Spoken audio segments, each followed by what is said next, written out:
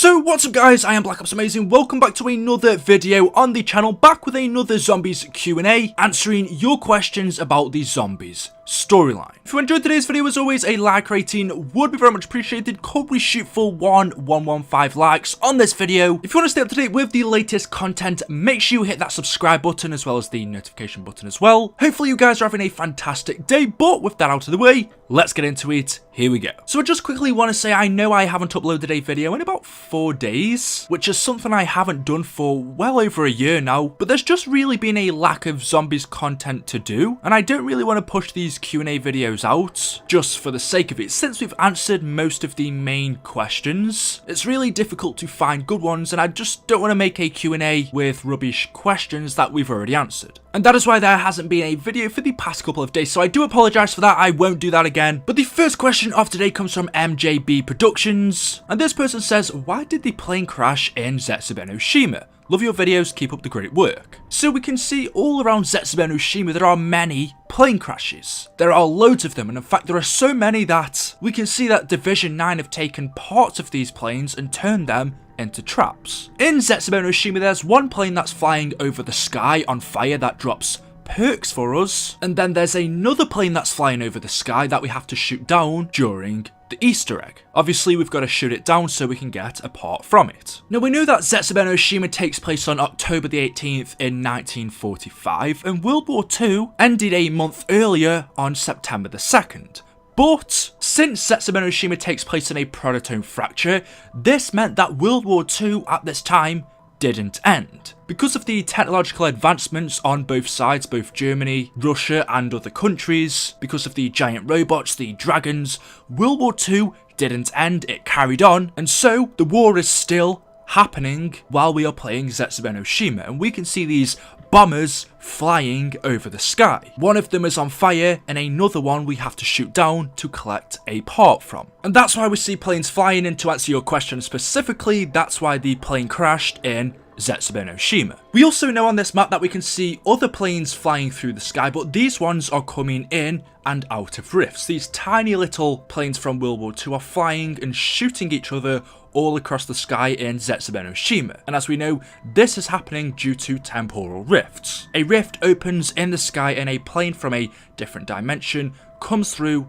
enters, and then a few seconds later another rift opens and it leaves. So that explains why they are there. But there we go. Moving on, the next question from Bojawn Hellstorm. Hope have I pronounced that right? I don't know. But this person says, in World at War Shinonuma in the shed, there is a text that says Tunguska. Is that the event that made the zombie apocalypse? Love your vids. So he's right. In Shinonuma, in one of these small huts, you can see the word Tunguska written on the wall. Now we know that Shinonuma takes place in Japan, but Tunguska, or should I say the Tunguska Event, happened in Siberia, the Russian Empire, in 1908. And there is still a lot of mystery behind it. On June the 30th of 1908, in a remote part of Russia, a fireball was seen streaking across the daytime sky. Within moments, something exploded in the atmosphere above Siberia's Tunguska River. This event, now widely known as the Tunguska Event, is believed to have been caused by an incoming asteroid or comet, which never actually struck Earth,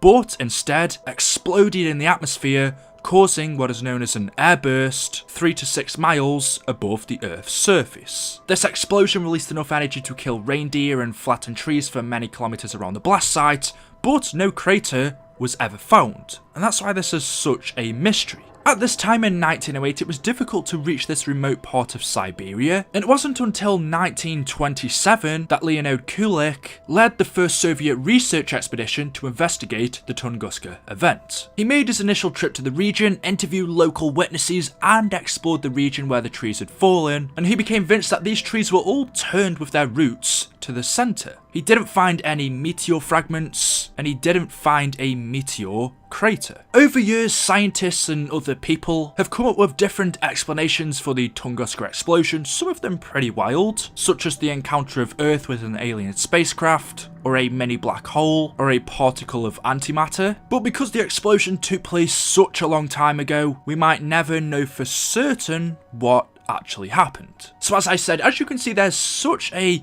a lot of mystery behind this. There's loads of theories as to what really happened. Some people say that, you know, an alien spacecraft landed here and blew down all these trees and caused this explosion, and that's what the light in the sky was. Some people say other things. The most ordinary one, which seems to be the case, is that the asteroid exploded, or comet, we don't actually know, exploded, collided with the Earth's atmosphere, causing this massive explosion, blowing all of these trees down in this circular shape. What does this have to do with Shino Numa though? I'm not 100% sure, since we know that Division 9 worked at Shino Numa along with Group 935 scientists, and it was Group 935 who created the zombies. So initially I was thinking, when I first saw this years ago, maybe the scientists that were working here thought that the Tunguska Event led to the creation of the zombies, but surely they couldn't have thought that, since they were working with Group 935, and we know that Group 935 were the ones who created them. So I'm not 100% sure why they have Tunguska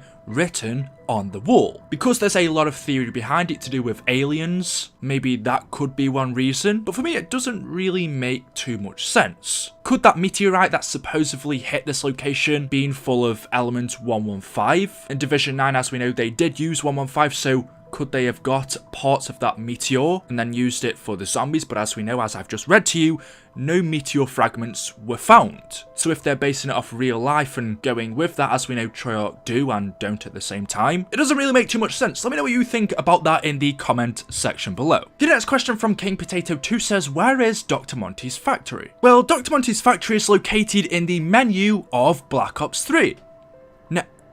No? Not for you? No?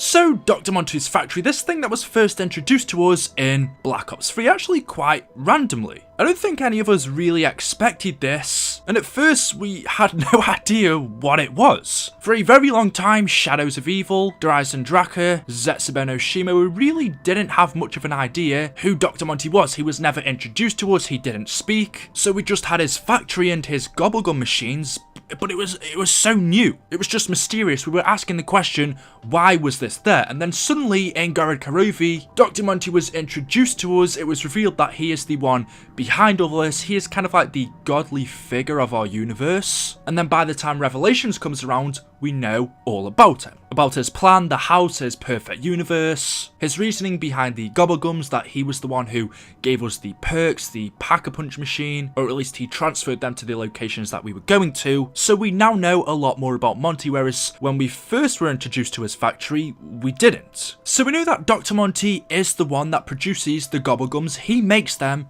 to help us out. We also know that he makes the perks, or not necessarily makes them, as they were created by Group 935, but he takes them and then gives them to our characters wherever they go. And we can see in his factory, we have the gobblegum machine at the front, this machine that produces the gobblegums, and then in the background we can also see we have the perks moving on a conveyor belt. And we can see all around here there is industrial equipment, especially in the background as well, and obviously it's called Dr. Monty's factory, so there seems to be a place where he makes all of this. Or is there? Would a god, as that's what Dr. Monty pretty much is, need a factory? Wouldn't he just be able to make all of this out of thin air? And the question really is, does this place actually exist or not? Obviously we can see it, but that doesn't necessarily mean that it exists in the game. It's in the menu, so is this just in our heads? And is it not a real place? I mean, if this factory was to actually exist, would it be in Monty's perfect universe? Would it be in Argotha? Would it be somewhere else? Or is it that actually this factory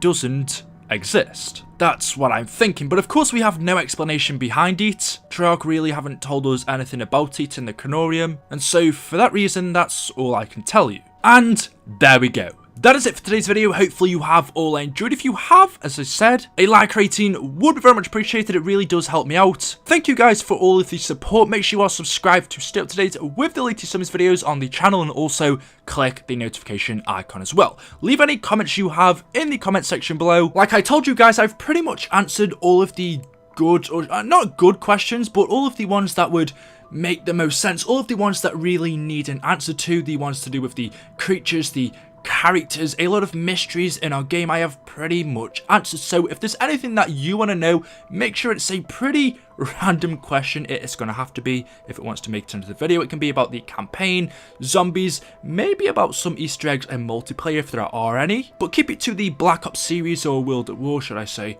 Treyarch zombies, and hopefully I can make some good videos for you guys. In the meantime, while we wait for freaking DLC 1 for World War 2 zombies. Anyway guys, thank you for watching, and I will see you all in the next video. Goodbye.